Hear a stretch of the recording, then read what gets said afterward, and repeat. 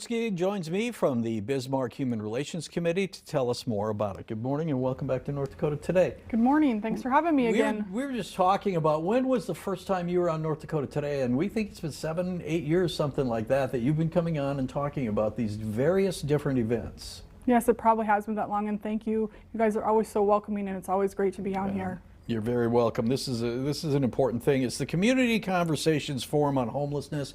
It's coming up on Tuesday. Give me an overview of what we're talking about.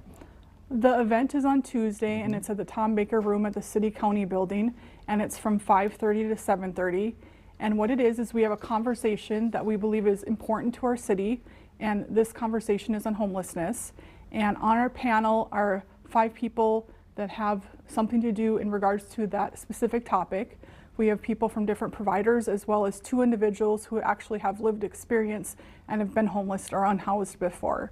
So we start with some questions for the panel, and then after that we go into public comment where the public can come up and have comments, and we're really looking for solutions that people may have to the huge concern that we have in our community, and that's homelessness. Okay, I want to back up here a little bit. You said providers. Who are we talking about as far as providers? We have Mark from YouthWorks, Denise from the Dream Center, and then we also have Michelle from the Abused Adult Resource Center. Okay, so those people can talk about the issue and how big it is. Is there any way that we know, and I'm sure it fluctuates, the number of homelessness in our area? Is there any way to know how big the problem is? They do go out and do point of light assessments of how many people are homeless in a night.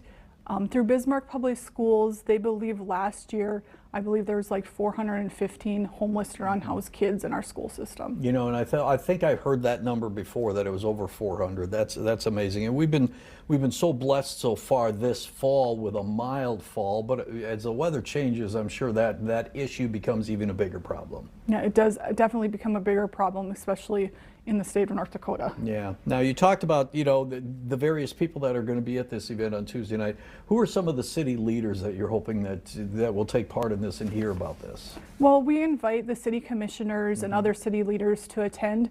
We actually are an advisory committee to the city. So after the community conversations, we go back to the city commission and let them know what the discussion was about every time we do have a community conversation. Okay, tell me about the committee and how it's put together and who's all part of it.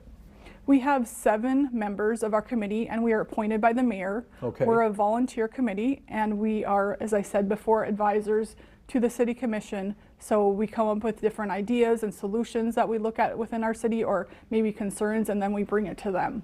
Okay, so as you look at it now, as far as going into Tuesday, do you already have some suggestions for solutions, or is that something that's just open to discussion that night and you hope to find some answers there? That is open to discussion that night, and then hoping to find some answers that night.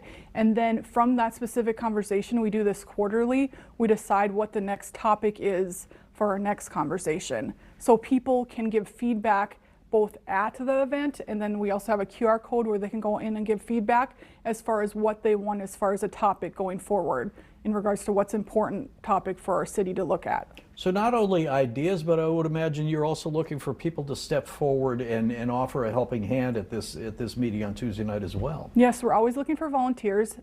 The good thing about this event, we're actually partnering with the Homeless Coalition, and their different events they have during the week, bringing our presence even more known to people in the community as far as what we're there to talk about.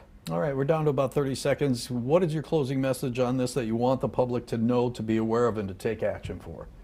We want them to come and attend this event, and then also to give feedback as far as what they feel would be a good solution or what problems are as far as homeless in our community, and then also to give us feedback in what they want to hear as far as topics in the future. Sounds great. We wish you all the best on Tuesday night, and moving forward, there are other events coming up later in the week that we'll be discussing next week, I believe. Yes. So, Sargiana, thank you so much. We appreciate it, and we appreciate the work that you've been doing over the years here to try and tackle the problem. All right.